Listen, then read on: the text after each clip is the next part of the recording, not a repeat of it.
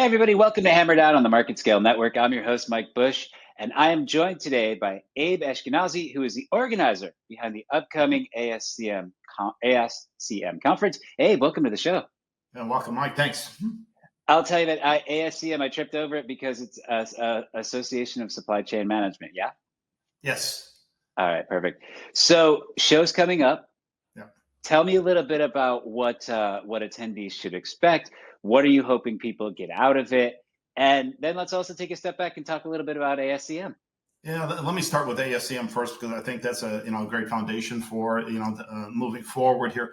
The organization has been around for 60 plus years with a focus initially on the individual, the competency, capability of supply chain professionals, not only in terms of their the capability and what they provide for the organization, but as important, the recognition, their voice in their organization. As we've evolved as an organization, we recognize that while we are training individuals, it really doesn't create value unless they work for an organization and implement the things that we're teaching them. So we've expanded our focus beyond the individual to the organization, focusing on a triple bottom line, not only economic benefits that the organization realizes, but their responsiveness, their agility, their sustainability efforts for the organization. And Mike, we thought that was the end of our journey. If we can train individuals, if I can demonstrate that they're providing resources and competencies for organization and making it more successful, we thought that was it. And then we realized that we had one more step, and that was the consumer, the patient in the industry, and the impact that supply chain has on them. So we've embraced that responsibility, not only on the individual, but for the organization on responsibility and sustainability, but as well as providing information for consumers and patients alike. And I think that really does lay the foundation for the conference, where we'll be showcasing a lot of the latest trends and innovations that organizations are implementing to address the agility and resiliency that we've all been hit with over the past 5 years since the pandemic started, and well before that. So really what we want to do is not only inspire individuals that there can be positive changes that you can make to their organizations, but show them and demonstrate organizations that have implemented these solutions so that they can go back with confidence that somebody else has done this and we learn from each other. This is a community that does like to share, and supply chain professionals are really at the forefront of demonstrating agility and resiliency. No more can be said about their commitment than what we've seen over the past 3 to 4 years. Sure. Hey, one of the things you said, and it kind of stood out for me, was sort of this ability to take the logistics or take the supply chain practice. I'm going to paraphrase this, but it sounded like you said, we're going to help supply chain practitioners earn a seat at the boardroom table. Is that right? Yeah, absolutely. It's interesting because we had predicted this probably about 10 years ago, that the path to leadership within an organization focuses on individuals that have broad knowledge about all the activities in the company. There are really only two functions in a company that have to know everything that goes on in the company. Obviously, finance. Very little occurs in the organization that finance is not involved. And the second is supply chain. But yet, when we took a look at the path to CEOs and COOs, it traditionally was out of the finance and or the sales, not traditionally out of the supply chain. But there are exceptions. Mary Barra at GM, obviously Tim Cook at Apple. Now we're seeing individuals move into the C-suite. Now they have a seat at the table. Now they need to use their voice with that seat at the table. And this is something that we've been working on, is that leadership aspect of being a true partner with the CIO, with the CFO, with your CEO in the organization to help develop the not only the objectives and the strategies, but to implement them as well. As I go down this route, Abe, what are the couple of tips or a couple of things that you hope folks take away from the conference when going back to their organization, when presenting to leadership? What are sort of the couple of low-hanging fruit best practices that you're sure everybody's going to write down in their notebook or write on their phone? Yeah, I think we have to take a look at the time period that we're in, Mike. We're in a period of significant instability of supply chains across the globe. Whether we're talking about the blockages in the Suez, or the Houthis, or the water issues in the Panama Canal, we have a very fragile supply chain. but there's a tremendous amount of innovation. There's a tremendous amount of resiliency and agility that's being applied. I think what we want to get out of this is, yes, we are in a turbulent environment. There's no doubt about it, but there are actions and activities and strategies that organizations are taking to ensure that they are resilient and agile and responsive to the changes.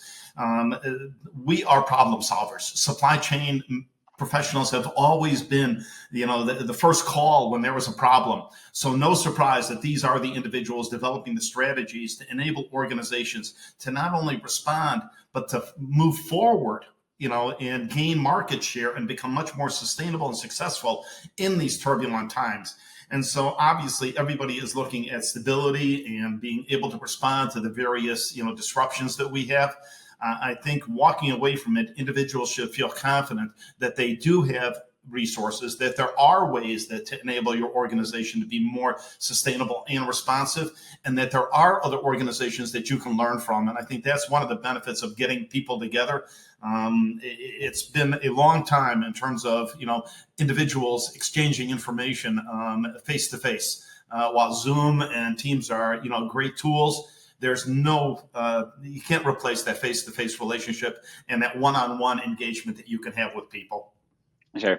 Abe, you've talked a lot about sustainability, and I know that's obviously a buzzword. It's obviously something that's important. I mean, heck, the trucking company I work with, 20% of our fleet zero emission. One of the biggest talk tracks in sustainability is who's going to pay for it.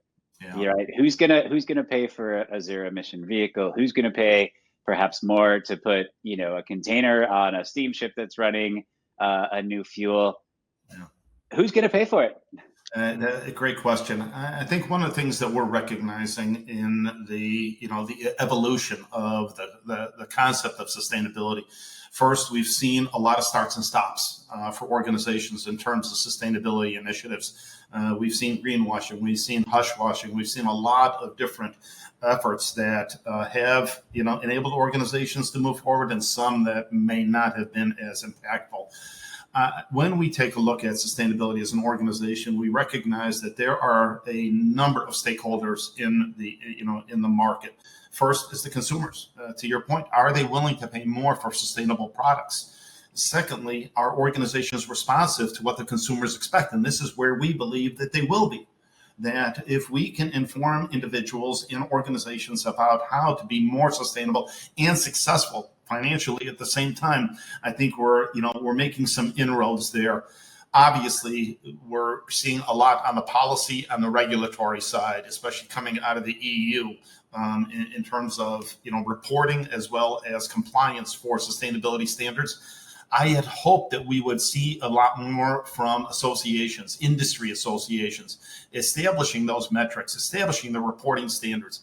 Unfortunately, it is much more regulatory and policy right now, as opposed to the industry getting together and identifying it. To your point, in terms of who's going to pay for it, ultimately, I think organizations can be more successful and, explaining to their clients and to their customers about how collectively we can be much more sustainable. It is everybody in the system, Mike. It is not just one aspect that is going to incur the costs. It's going to be from the raw materials all the way to the production, the logistics, as well as the consumer. It's going to happen at every level, and we need to embrace it. We need not to push away from it. We need to embrace that this is a much more sustainable, function for supply chains. Obviously, we want to supply what people and companies want, but we don't need to damage the planet at the same time. Sure. And you've also spoken about kind of the history of supply chain a little bit, and the resiliency and agility. And I think a lot of people learned about supply chain when there was the great toilet paper shortage, right? Like we all said, "Oh my gosh!" And I think folks in the industry understand that was more of a problem with UPC codes than anything else. If you went to your local Hilton or local Marriott, they had more toilet paper than they knew what to do with, but the grocery stores couldn't sell the big rolls because they were labeled the wrong way, which is only in supply chain is that a problem. One of my favorite things about attending conferences is that you can learn from folks who've been there and done that, right? We learned about a lot of folks learned about supply chain because of toilet paper shortage. But if you go back just a couple of years before that, there were companies in electronics manufacturing that said, "Oh my gosh, these tariffs from the Trump administration, Yeah. are going to wreak havoc with goods coming out of Asia. We need to move all of our production to Eastern Europe, which Yeah. then provided this opportunity for goods to come into the East Coast. And that provides a whole new set of, let's call it headwinds for shippers that have said, oh, wow, we need, we need stronger ports there. We need more opportunity. And of course, Savannah, New York, Baltimore even have done tremendous work. Mobile, Alabama have Yep. grown their ports and grown their capacity. I guess the thing I'm going for is two questions here. One, how far along are we on the resilience path? Yeah. And then two, at a conference like ASCM, as a newer or younger supply chain pro, what are the questions I should be asking the gray hairs that are on site to say, hey, you've been there, done that. What can I learn from you? Really interesting questions on the resiliency side. Let's separate it from agility, because the focus on resiliency is being able to respond to any disruption and maintain your operations. The agility side is, okay, we know there are going to be disruptions. We're going to take advantage of those disruptions and gain market share more than our competitors. The focus right now has been significantly on resiliency. There's no question about it. We see it in our top 10 trends that we're going to publish at conference, that resiliency and agility has moved up 2 points, 2 marks in our top 10. And it is because of the disruptions and the lack of visibility and transparency that we experienced through the disruptions. Most of the disruptions occurred on tier 2, tier 3, and beyond, not at tier 1. And that was the lack of visibility that we had as an organization, as an industry, in terms of the extended tiers. Well, good news. We've spent the last 3 to 4 years, working on visibility, and now we know all the players, or we should know all the players. I doubt that there's a supply chain professional that can go into the C-suite right now and say, I don't know who or what is in my supply chain. So we now know everything and everybody in our supply chain. Good news. Bad news. We now know everything and everybody in our supply chains. And what we're recognizing is that we are not as sustainable. We are not as resilient as we should be. And there's where digital transformation is now coming in as a significant effort for organizations to connect everybody in their system so that they are able to get early warning indicators from their extended supply chain about disruptions. Great news. So now you're connecting everybody. Your small and medium-sized organizations don't have the capacity, don't have the resources or the talent to maintain the technology that you're implementing. So now you're opening up a whole host of cyber risk and ransomware and other risks in your supply chain. But it is a focus right now on digital transformation. You can get almost any amount of investment on digital transformation right now. Our hope is that you're getting that same amount of investment in your talent, so that they can critically evaluate the data that's coming in and the data that's coming out from your systems. So I think that's one of the areas that we want to focus on, is that investment in people at the same level as the investment in your technology, which goes to your second question on the capabilities of the individuals coming into the workforce right now. It's a really interesting dynamic, because most of the leadership that we have right now are coming out of finance and engineering. From the 80s and the 90s and the 2000s, that's where most of the leadership has come from. The individuals coming into the workforce right now are coming out of supply chain programs. These individuals are trained in foundational concept of supply chain. So we've almost had a reverse mentoring and the technology of these individuals coming into the workforce from the leadership that's in the industry right now. And so there's a positive aspect of it in terms of the digital natives that are coming in and the use of technology, much greater adaptation for these individuals. But the critical thinking and the real world experience are gaps for these individuals. And this is where most organizations are hesitating, because we're employing individuals that are digital natives and they're very comfortable with technology, but they can't critically evaluate or discern what the information is coming in and telling them. They, I don't want to say blindly accept what's coming out of technology, but there's an over-reliance on the technology. We need individuals that can critically think and evaluate the data and the circumstance and apply their knowledge to it. And this is where that interaction occurs from the individual. You can't get it from technology. This is where that knowledge transfer occurs from the individuals, from their experience, from their relationships, from their coordination and communication across their supply chains. This is a great opportunity. While technology is a solution and has been applied, our focus is on maintaining that competent, capable talent pool so that you can leverage and really realize the benefit of your investment. Got it, man. Understood. So one of my favorite questions to ask, and you touched on it a little bit, but every guest that comes on the show, I ask them, if you were talking to a new or recent college grad who says, Abe, I'm thinking about going into supply chain, what advice do you have for me?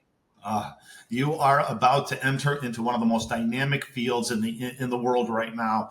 I can't think of a greater opportunity for individuals that want to make a difference at every level, from policy to corporations to individuals to patients. This is what supply chain professionals do. They enable our world to work. And I think the invisibility, sort of the lack of visibility of supply chain prior to the pandemic, I think, created an identity crisis for a lot of supply chain professionals. We don't have to explain what supply chain is to individuals anymore. They know the term. They may not understand everything behind it, but at least we know when somebody says to their friends and their family, I'm a supply chain professional, they understand that these individuals are responsible to keep the world working, that the world does not operate without supply chain professionals coordinating across time zones, across cultures, across a whole host of activities and resources and logistics to make something happen, to get a product to your door. And now I couldn't be more excited about the individuals coming into the workforce right now, because these are the individuals that are going to shape and manage all the commodities and all the things that we need as individuals and as patients. We make it happen. Love that answer, man. So show's coming up next week. Quick question for you. If people who maybe aren't attending want to follow along, social media is great for that. Are there hashtags people should be tracking? Is there a profile page set up, etc.?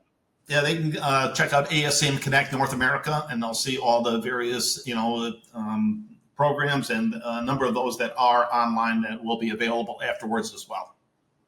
Abe, I know your guy Santosh here does a tremendous job of prepping clients for interviews, so shout out to him. What question haven't I asked you, or what should I have brought up that you're prepared for that I just haven't given you an opportunity to highlight? I think we've hit on the key aspects of it.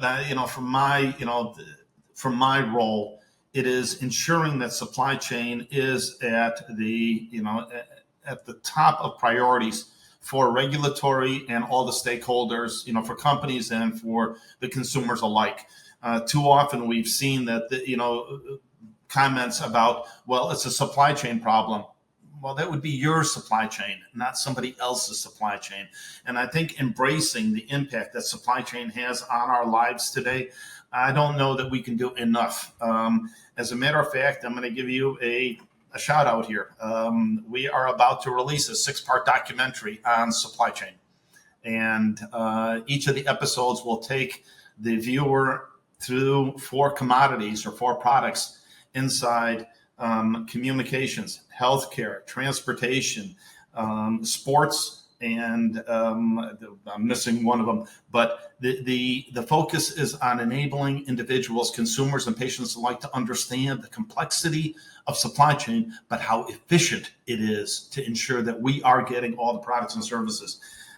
It's about time that we extended our role and responsibility. As I started the discussion, we started with the focus on a supply chain professional. We want to ensure that the consumer and the patient understands their role within the supply chain as well.